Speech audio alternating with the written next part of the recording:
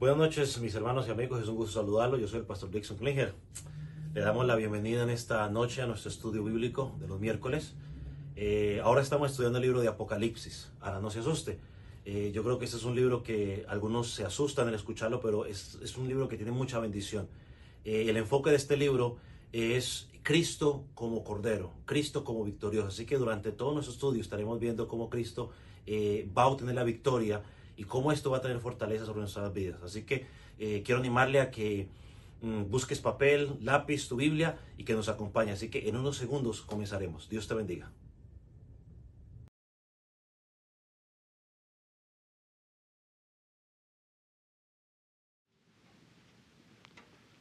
Apocalipsis capítulo 12.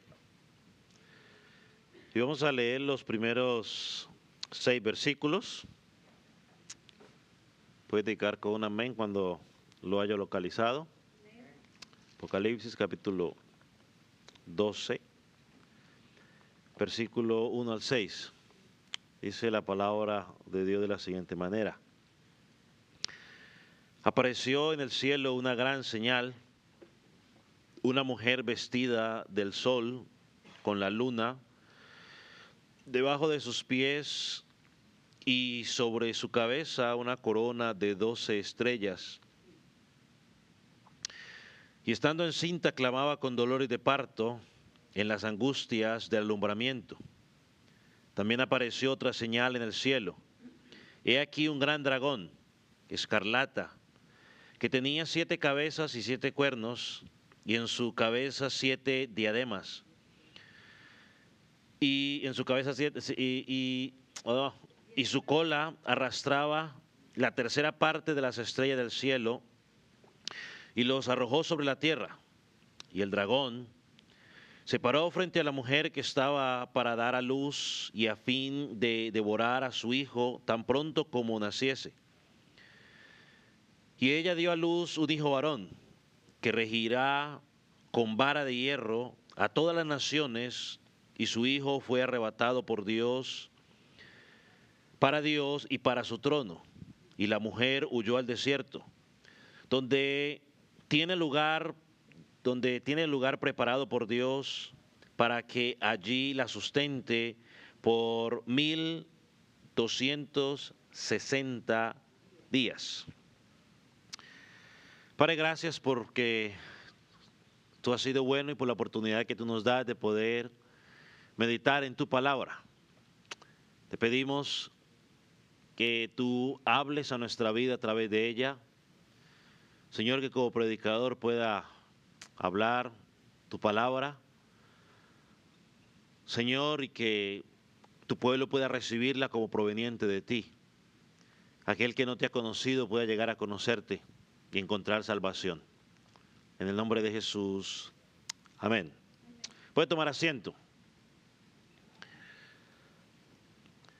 Cuando comenzamos a estudiar el libro de Apocalipsis, encontramos una promesa en el capítulo 1, versículo 3, que me gustaría leer hoy una vez más. Y dice allí: bienaventurado el que lee y los que oyen las palabras de esta profecía y guardan las cosas en ella escritas. Esto quiere decir que hay una bendición especial para quienes toman el tiempo de leer este libro, escucharlo con atención y sobre todo obedecerlo.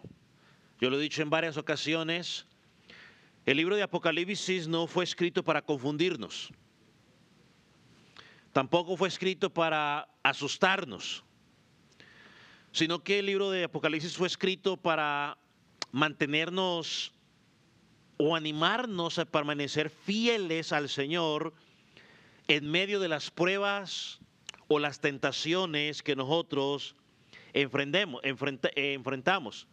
Y también para recordarnos que a pesar de la dificultad que podamos estar pasando, Cristo reina y que su victoria está asegurada.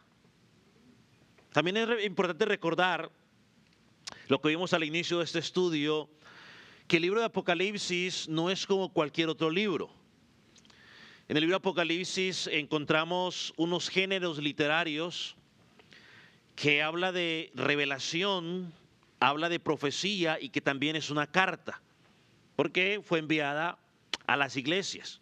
Así que desde el principio del libro de Apocalipsis lo hemos estado tratando de estudiar no de una manera literal, como si fuera algo cronológico que va pasando evento después de un evento, sino de una forma simbólica, donde se revelan verdades espirituales que allí están escritos. Y usted pregunta, bueno, ¿y por qué no podemos interpretarlo literalmente?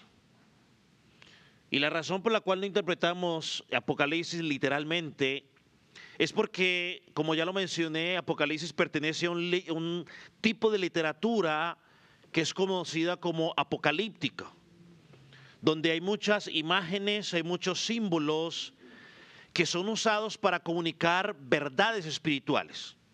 Es como cuando Jesús hablaba por medio de parábolas.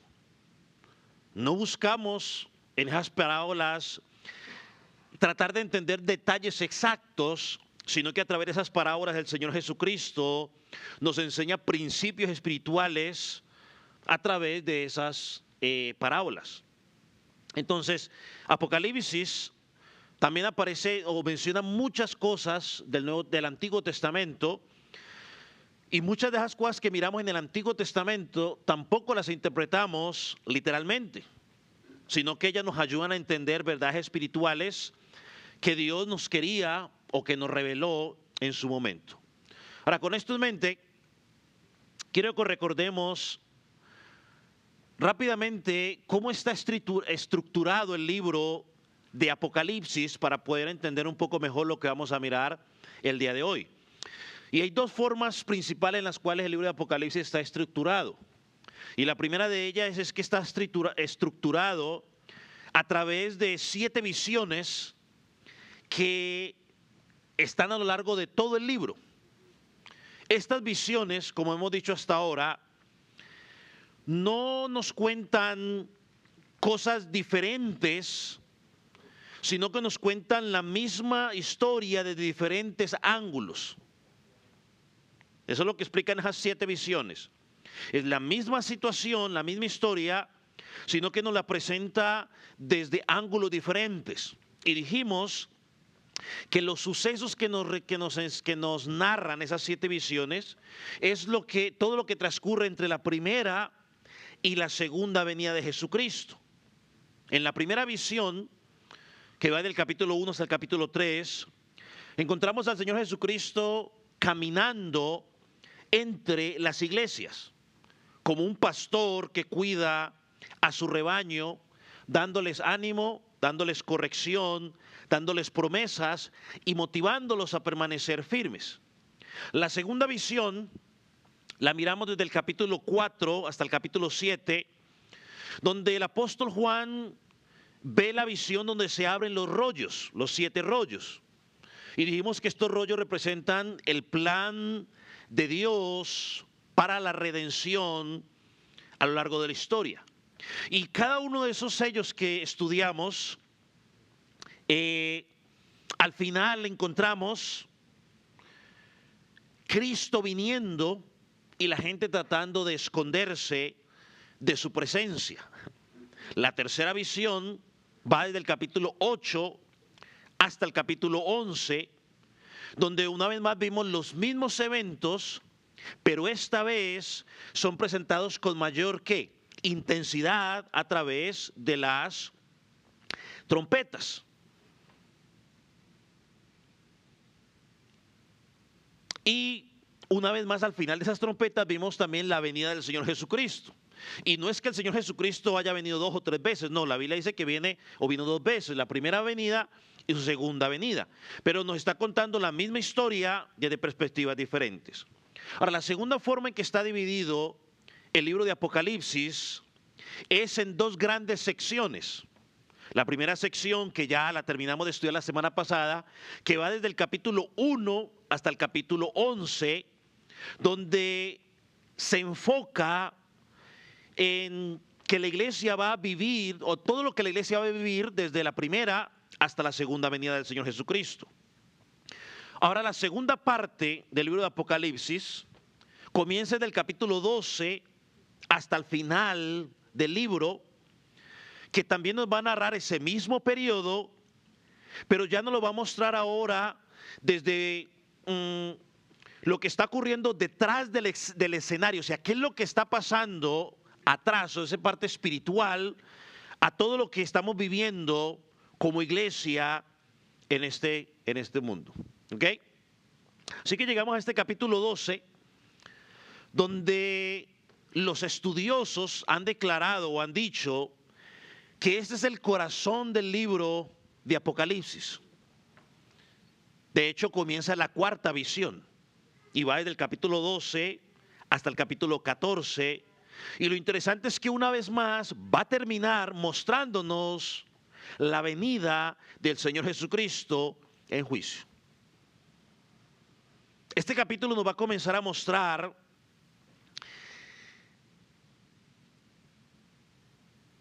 de dónde viene todo lo que la iglesia sufre en este mundo.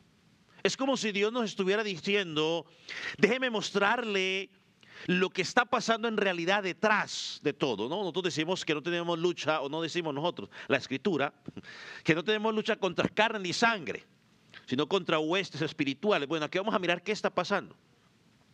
Este capítulo lo vamos a dividir en tres partes. La primera parte va desde el versículo 1 hasta el versículo 6, que es el que acabamos de leer, y vamos a tratar de estudiar el día de hoy, donde nos presenta, como usted ya leyó, una mujer, un dragón, un hijo varón, donde simbólicamente nos está demostrando el nacimiento del Mesías y la oposición espiritual que enfrenta a la iglesia.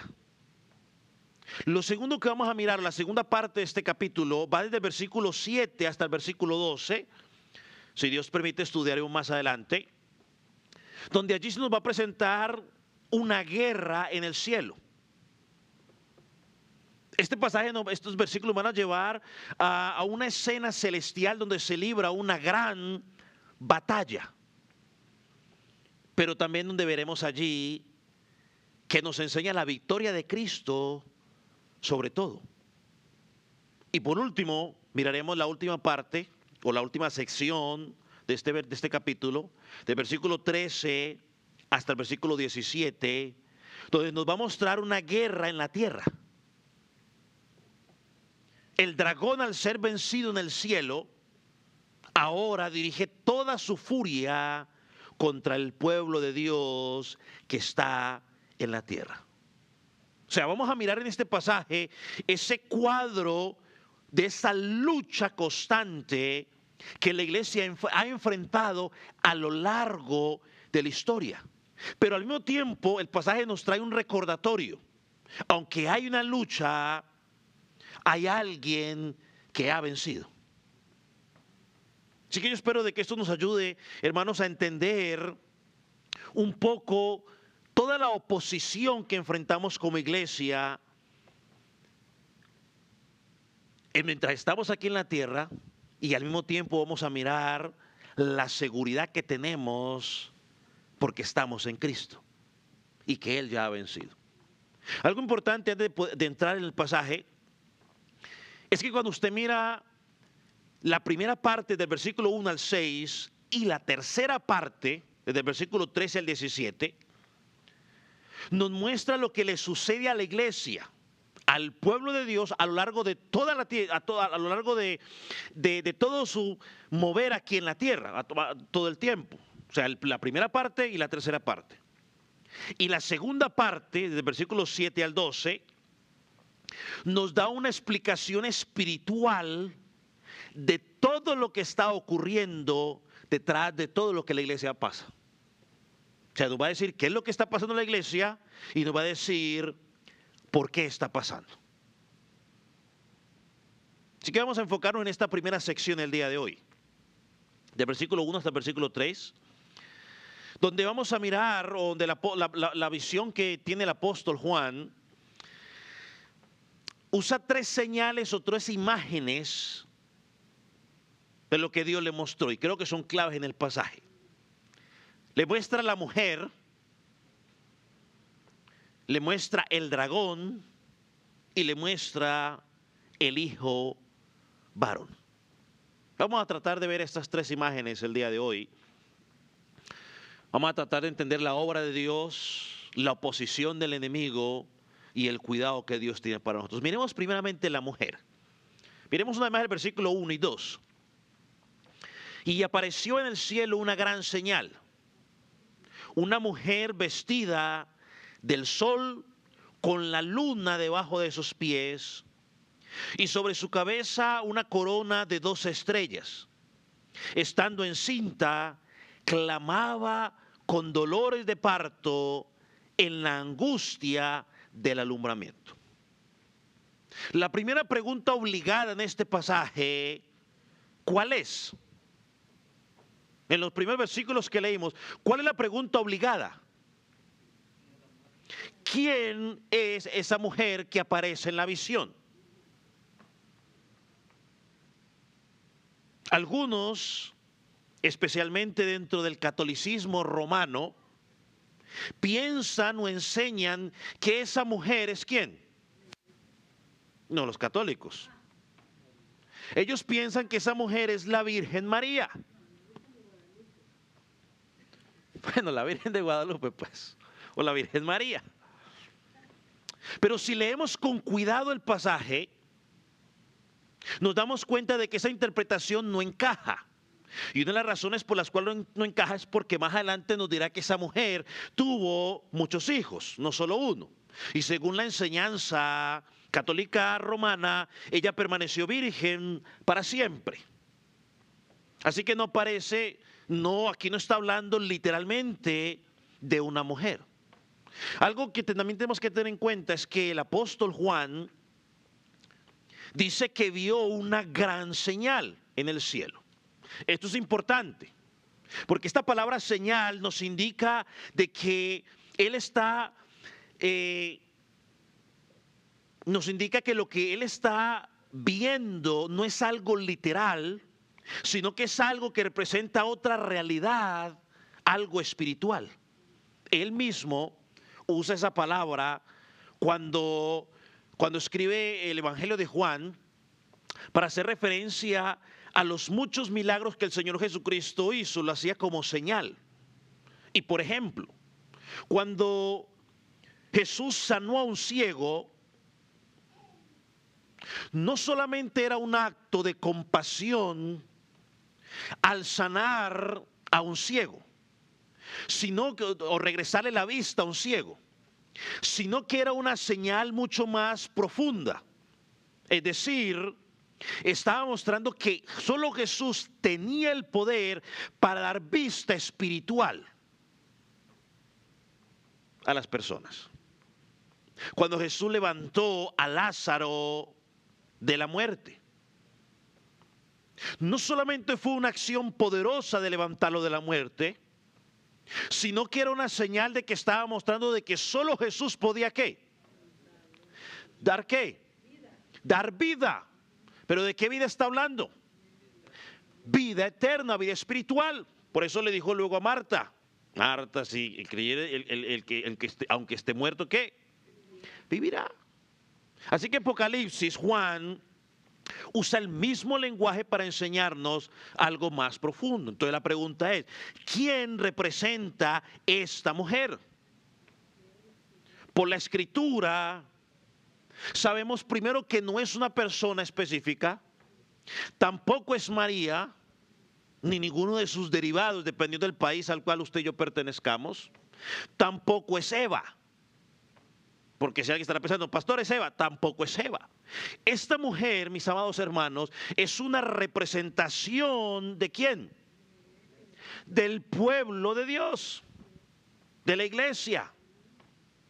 Hermanos y amigos, a lo largo de la historia, es decir, desde el Antiguo Testamento hasta hoy, Dios ha tenido un pueblo que le pertenece y ese pueblo es representado por esta mujer aquí en Apocalipsis. Es esa comunidad de fe, ese es el pueblo del pacto que la Biblia llama en algunas ocasiones el verdadero Israel de Dios. Así que esta mujer representa todos aquellos que han confiado en Dios y esperan al Salvador prometido. Antes de Cristo eran esos creyentes en el Antiguo Testamento. Después de Cristo somos nosotros, la iglesia, y como dice el apóstol Pablo, él luego nos enseña que de ambos pueblos derribó la barrera que los dividía y de ambos pueblos hizo un solo pueblo. Dios tiene un solo pueblo. Esa es esa mujer que presenta aquí. Y a medida de que usted y yo vayamos leyendo, usted va a entender por qué estoy diciendo que es la iglesia o el pueblo de Dios.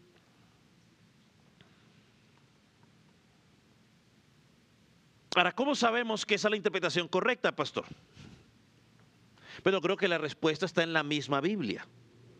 La Biblia siempre nos da la respuesta. Y lo primero que nos puede ayudar a entender qué es la iglesia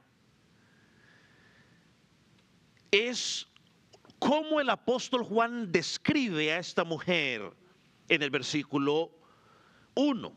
Mire cómo la describe. La describe como vestida del sol, con la luna debajo de sus pies y sobre su cabeza una corona de 12 estrellas. Pare por un momento allí. ¿Qué le recuerda a usted esa descripción que acabo de leer? ¿Hay algo en particular en el Antiguo Testamento que le recuerda esta descripción? Una vez más, vestida del sol, con la luna debajo de sus pies y sobre su cabeza una corona de 12 estrellas. ¿Cómo? El sueño de José, el hijo de Jacob. A primera vista, esta descripción parece no tener sentido. Pero para los cristianos del primer siglo, ellos entendieron qué era lo que estaba diciendo el apóstol Juan. Esta es la imagen que usted encuentra en Génesis capítulo 37, donde se nos presenta la imagen del sol, de la luna y las estrellas en el sueño que Dios le reveló a José, donde a Jacob lo presentaba como ¿qué? A Jacob como ¿qué? Como el sol, a su madre como la luna. ¿Y quiénes eran las otras estrellas? Sus hermanos.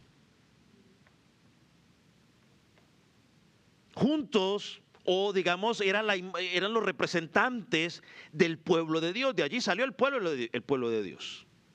Esa familia escogida por Dios para cumplir sus promesas.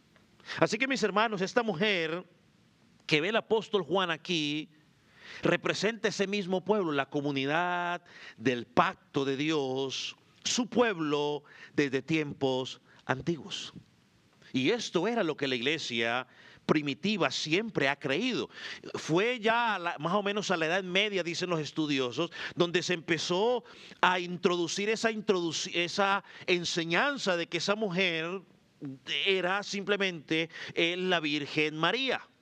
Pero la Escritura no enseña eso. La iglesia siempre ha creído que esa mujer es una representación del pueblo de Dios.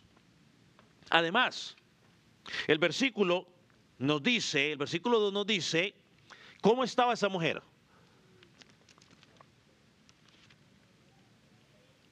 Estaba encinta, dice nuestra versión, o en otras palabras, estaba embarazada y con dolores de parto, lista para dar a luz. Si nos ponemos un poco, digamos, analíticos, estrictos, yo creo que este pasaje nos está hablando de ese pueblo de Dios antes del nacimiento de Cristo. Porque fue del pueblo judío que llegó ¿quién? El Mesías.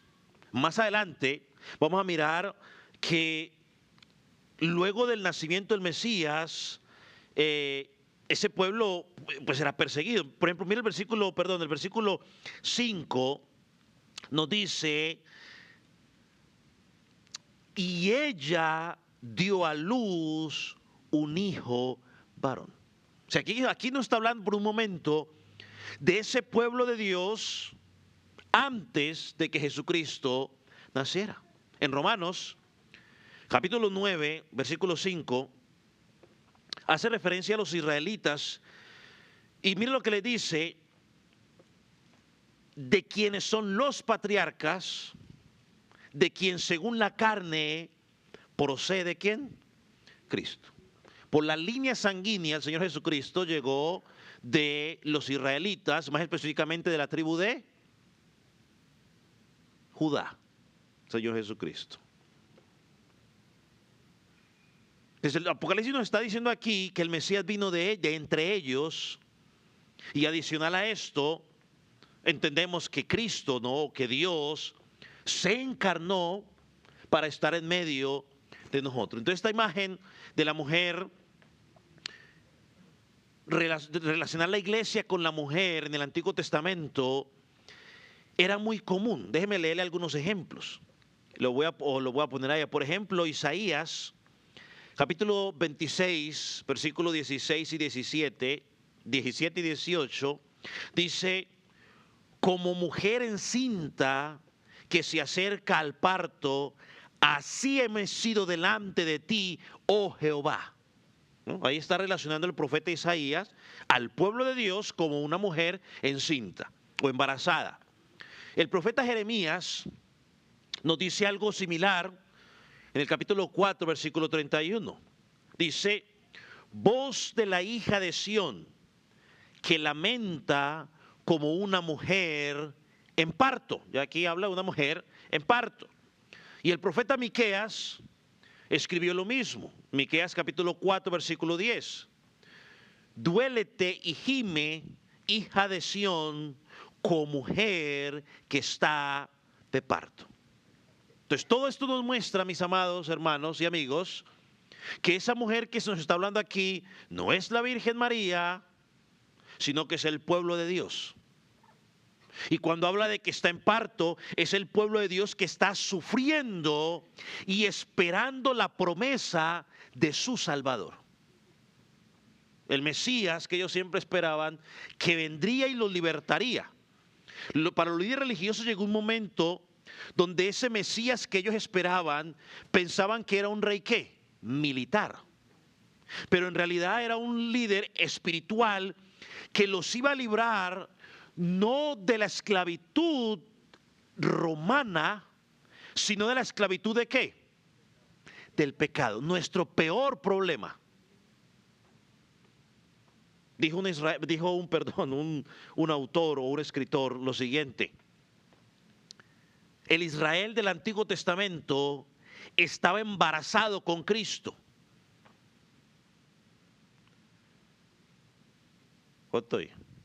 Por siglos Dios preparó a su pueblo para que llegado el tiempo naciera el Mesías. Y eso es lo que justamente el apóstol Juan está viendo. Una mujer a punto de dar a luz, pero sufriente con gran angustia. Y ahí nos dice la palabra, ¿no? Con dolores de parto.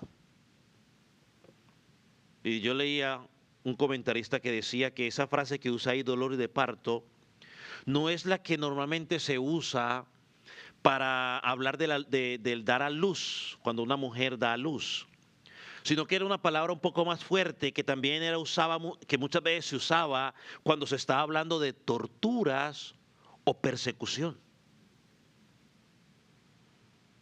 ¿Por qué? Bueno, porque el pueblo de Dios a lo largo de la historia ha sido perseguido, atacado, oprimido, mientras esperaban la llegada del Mesías prometido, y aún después de recibir el Mesías prometido, la iglesia sigue siendo perseguida y atacada. Así que esta mujer vestida de sol, con la luna bajo sus pies y una corona de estrellas, es la imagen del pueblo de Dios a lo largo de la historia, sufriendo, pero siendo fiel, mientras espera al Salvador del mundo, Jesucristo. Ahora, tratemos de poner esto en contexto, primeramente a los hermanos que escucharon esta carta por primera vez. Ellos debían entender que esta mujer lo representaba a ellos, que eran ellos los que estaban en ese momento, que ellos estaban pasando sus momentos de dificultad, de persecución por el imperio romano. La misma persecución que enfrentaban quizás aún dentro de la misma iglesia, con falsos maestros. Ya estudiamos en las primeras capítulos de esta carta, de personas que decían que eran creyentes, pero que no eran creyentes. Entonces, ¿qué es lo que les muestra Dios a esta iglesia y quizás también aún a nosotros a través de la visión de esta mujer? Dios quería que ellos entendieran cómo veía Dios a la iglesia, o cómo ve Dios a la iglesia en medio de un mundo que lo persigue y un mundo que se burla de ella. ¿Cómo nos ve Dios? Dice el pasaje que nos ve vestida del sol, como la luna debajo de sus pies, y una corona de 2 estrellas sobre su cabeza. Pastor, ¿qué representa eso? Bueno, hermano, el sol representa la gloria y la belleza de la iglesia desde el punto de vista de Dios.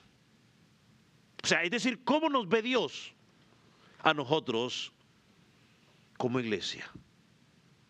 Somos la gloria y la belleza de Él. Por eso la iglesia, el apóstol Pablo dijo que nosotros somos cartas abiertas. El mundo va a ver a Cristo en nosotros, su gloria en nosotros. Entonces esta imagen nos muestra que la iglesia es preciosa para Dios. Es muy diferente a la gran ramera que encontramos en Apocalipsis 17, que representa que la maldad, la cual será destruida, pero la iglesia de Jesucristo, que es preciosa para Él, será que guardada y protegida. Nos habla de la luna debajo de sus pies. Hermano, esto indica simplemente la autoridad espiritual que tiene la iglesia. Dios ha puesto su iglesia en una posición especial y de autoridad. Delegada, sí, pero en sí una autoridad. Y cuando habla de la corona, hermano, puede simbolizar 2 cosas. Que como iglesia reinaremos juntos con Cristo. Y segundo, que como iglesia ya tenemos la victoria final asegurada en Cristo Jesús. En Él somos más que vencedores. ¿No dice el apóstol Pablo en Romanos capítulo 8, si no me falla la memoria? En Cristo somos más que vencedores. A las iglesias de Apocalipsis que ya estudiamos, a las primeras iglesias, les dijo, y por ende a nosotros el día de hoy, que el que venciere, le dice, le daré que se siente conmigo en mi trono. Es decir, nos va a dar autoridad. Y esta iglesia debería recordar eso. Y usted y yo debemos recordar eso. Iglesia, aunque estamos siendo perseguidos, aunque pasemos por muchas pruebas, para Dios, como su iglesia, tú eres precioso. Y la iglesia no debe fijarse en las situaciones presentes que estamos viviendo como algo que nos desconcentre de nuestro objetivo final. Sí, eso que estamos viviendo puede hacer ruido, pero no debe desconcentrarnos de nuestro objetivo final. Esta visión le daba fuerza a la iglesia para seguir caminando. Nos debe dar fuerza a nosotros. Miremos la segunda señal que él ve. Es más, el apóstol dice ahí otra señal en el versículo 3. ¿Y esta es quién? El dragón. Dice, apareció otra señal en el cielo, y aquí un gran dragón, escarlata, que tiene 7 cabezas 7 cuernos, y en su cabeza 7 diademas, y su cola arrastraba la tercera parte de las estrellas del cielo y las arrojó sobre la tierra. Y el dragón se paró frente a la mujer que estaba para dar a luz, a fin de devorar a su hijo tan pronto como naciera. De la misma manera como nos preguntamos quién era la mujer, como usted es un buen estudioso de la palabra, la pregunta obligada aquí, ¿cuál es? ¿Quién es el dragón? El dragón en el Antiguo Testamento siempre ha sido símbolo de los enemigos del pueblo de Dios. En Ezequiel 29:30, al faraón de Egipto es llamado un gran dragón. En Jeremías 51, versículo 34, Nabucodonosor también es comparado con un dragón. En Daniel capítulo 7 aparece una gran bestia con 10 cuernos que representa un imperio que perseguía al pueblo de Dios. Pero aquí en Apocalipsis es claro que ese dragón es ¿quién? Satanás. El mismo que es llamado el acusador de los hermanos. El mismo que también en algunas ocasiones es llamada la serpiente antigua. Aquí Juan lo ve como una criatura impresionante. Este dragón, hermano, no representa, espero que explicarlo bien, este dragón no representa un simple gobernante humano. No, es el mismo diablo. Es el mismo diablo que está detrás de esos gobernantes humanos que hacen tanta maldad. Ese dragón o ese diablo que estaba detrás de Faraón, de Nabucodonosor, detrás del imperio romano, es Satanás moviendo sus hilos. Esto es lo que este capítulo nos quiere enseñar. Que la raíz de todo el mal y el sufrimiento que está pasando la iglesia, o que está viviendo la iglesia, o que vivirá la iglesia entre la primera y segunda venida de Jesucristo, es producto de la obra de Satanás. Satanás es el que se opone a la iglesia. Ahora, ¿cómo nos describe el apóstol Juan a Satanás? Lo describe aquí como un gran dragón rojo. Dice escarlata, pero obvio sabemos que está hablando de ¿qué? Rojo. Y ese color rojo pues representa su maldad, su violencia, su deseo de matar, de hacer daño. Es el mismo color, ¿se acuerda que vimos en los jinetes, en el segundo jinete del Apocalipsis? El que se le dio poder para quitar la paz, ¿recuerdan? Que había sobre la tierra. El que le dio poder para causar guerras. Satanás, de una u otra manera, trae influencia a los gobiernos para que hayan guerras. Todas esas guerras que usted y yo vemos y por las cuales como iglesia oramos, es Satanás que está detrás de ellas, poniendo a pelear el uno con el otro. El Señor Jesucristo dijo en Juan capítulo 8, versículo 44, que el diablo ha sido homicida desde el principio, hermanos. Ese es su carácter.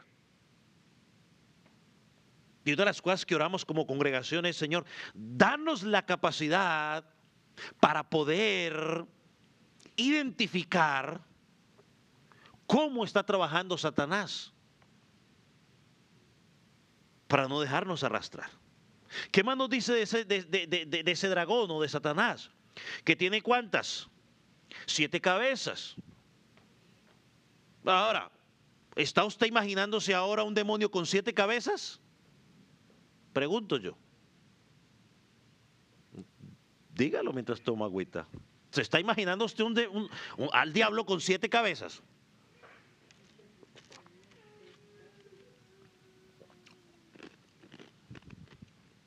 No. No es que es un demonio con 7 cabezas, ¿no? No hemos visto en las películas el dragoncito con las 3 cabezas, ¿no? No es eso.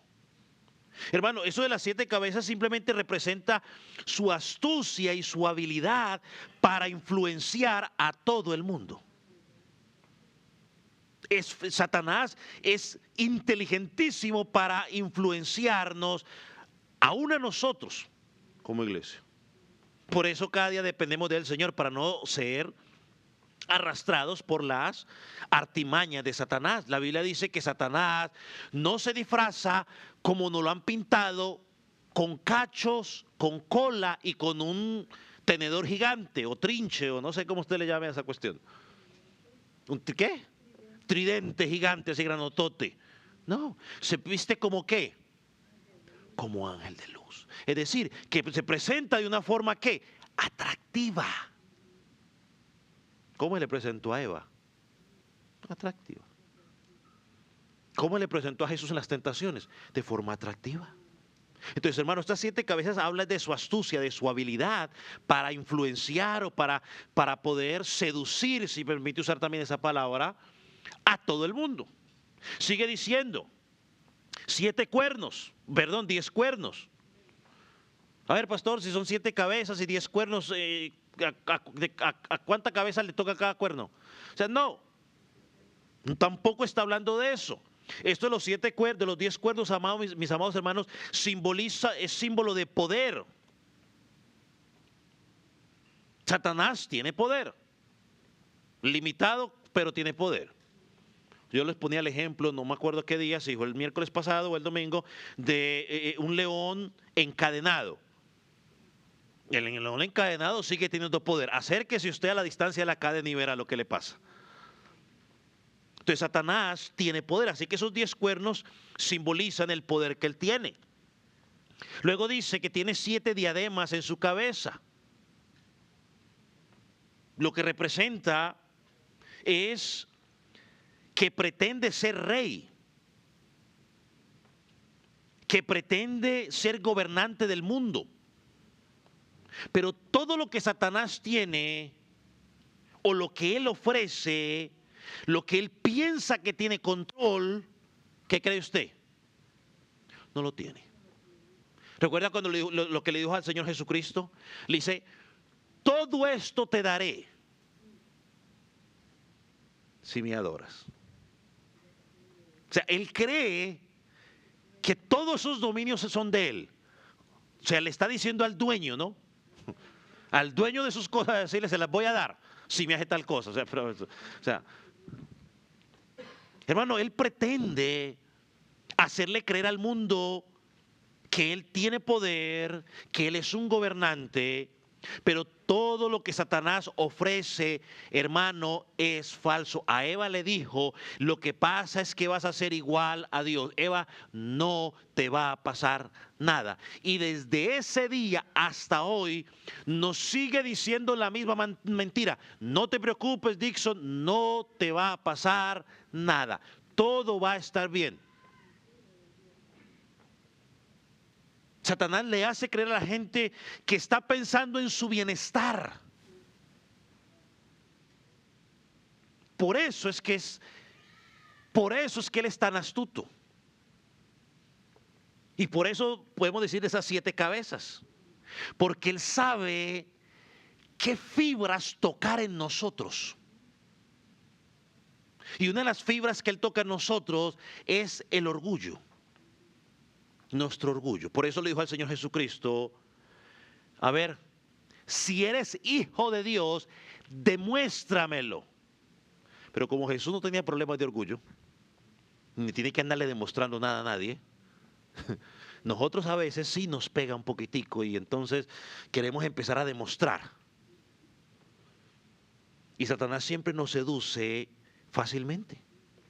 Sus coronas también representan su orgullo. Y su deseo de usurpar el lugar que le corresponde a Dios. Si Jesús es humilde y no sufre de orgullo, Satanás sí. Porque el orgullo, o la raíz del orgullo, es sacar a Dios del corazón y ponernos a nosotros mismos. Eso es el orgullo. Otra forma de describir el orgullo también es creer de nosotros más de lo que somos. El pastor Charles Spurgeon decía, yo quiero aprender de Spurgeon eso, pero Spurgeon decía, cuando la gente habla mal de mí, a mí no me preocupa, porque si me conocieran, hablarían peor.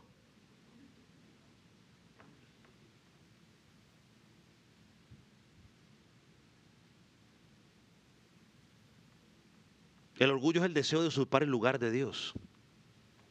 Quito a Dios y me pongo a mí mismo. ¿Quién gobierna? Yo. Lo que a mí me guste, lo que yo me sienta bien, lo que yo me sienta cómodo, y nos olvidamos de que una vez que tú y yo estamos en Cristo, o sea que le pertenecemos a Jesucristo, dice el apóstol en Gálatas 2:20, ¿cierto? Ya no vivo yo, mas Cristo vive en mí. Ya no nos pertenecemos, le pertenecemos a Él. De la misma manera, déjeme hacer la analogía en el matrimonio, de la misma manera como ya el hombre una vez que se casa, ya su cuerpo no le pertenece a él, sino que le pertenece a ella, y el cuerpo de ella le pertenece a él. Ahora que estamos en Cristo, le pertenecemos a Él. Él es nuestro Señor.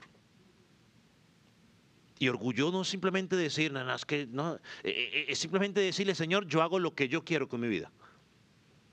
Satanás es orgulloso y él trata de implantar eso. Luego el versículo 4, para ir avanzando, dice que con su cola arrastró una tercera parte de las estrellas del cielo y la arrojó a la tierra. Hay dos formas de interpretar este pasaje, y la primera de ellas, yo sé que usted ya la está pensando, y es que posiblemente estará pensando en la gran cantidad de ángeles que Satanás pudo arrastrar desde el cielo en su rebelión contra Dios.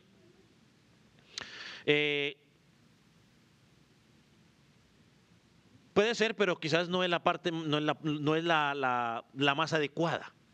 La segunda forma de interpretarlo, que es quizás la más probable que la gran mayoría de los comentaristas identifican y enseñan, es que está hablando de una gran persecución que sufre el pueblo de Dios, en la cual está relatada en Daniel capítulo 8, versículo 10, donde usa ese mismo lenguaje.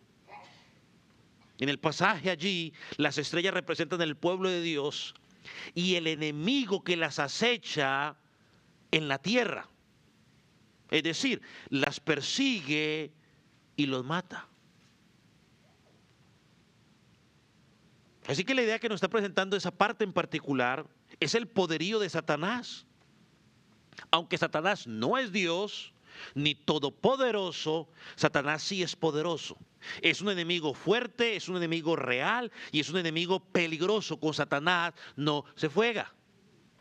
De la misma manera como usted y yo, en nuestro sano juicio, no nos podríamos jugar con una cobra, ni con un león hambriento. Con Satanás no se juega. La Biblia dice que a Satanás se le resiste.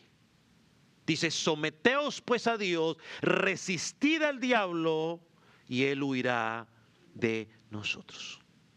Y por último nos dice de ese dragón, que el dragón se paró frente a la mujer que estaba a punto de dar a luz para devorar a su hijo tan pronto como naciera.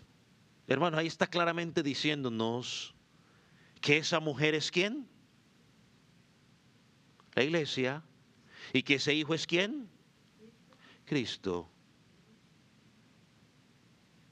Y nos está diciendo qué fue lo que el dragón hizo o Satanás hizo. Aquí nos está hablando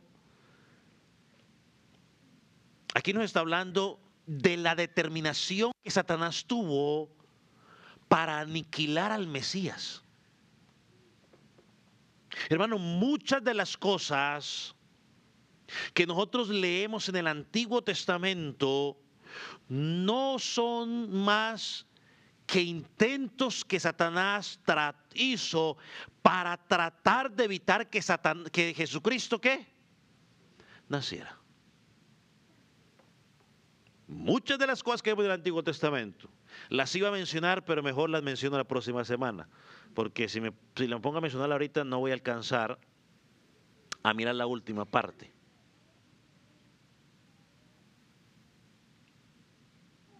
Así que lo voy a dejar allí. La próxima semana arrancamos desde allí si Dios nos da vida. Los intentos de Satanás para evitar que el Mesías viniera al mundo. Amén. Vamos a orar.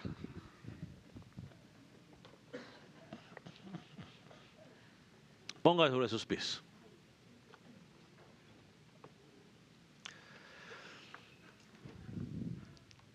Padre del cielo, te agradecemos porque tú eres un Dios bueno, maravilloso.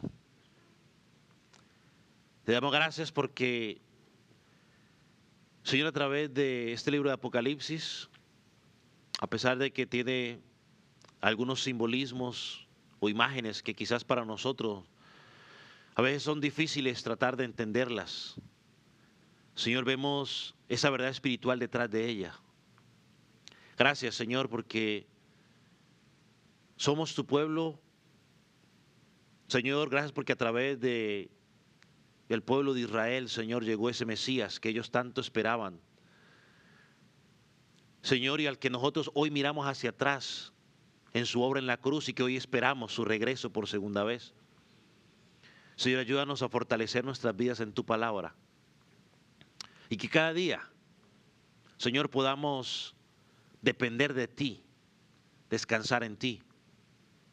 Señor, que entendamos que tenemos un enemigo que sí, que es peligroso, que es real, pero que en ti tenemos la victoria, dando la capacidad para poder discernir cómo está orando Satanás. Señor, cómo está moviendo hilos. Señor, para que podamos responder como debe responder la iglesia del Señor Jesucristo. Firmemente aferrado a ti, Señor, para que esas situaciones que pasan no nos desvíen de mirar lo que es verdaderamente importante, poner los ojos en Jesús, el autor y consumador de la fe. Padre, gracias. En el nombre de Jesús. Amén. Amén.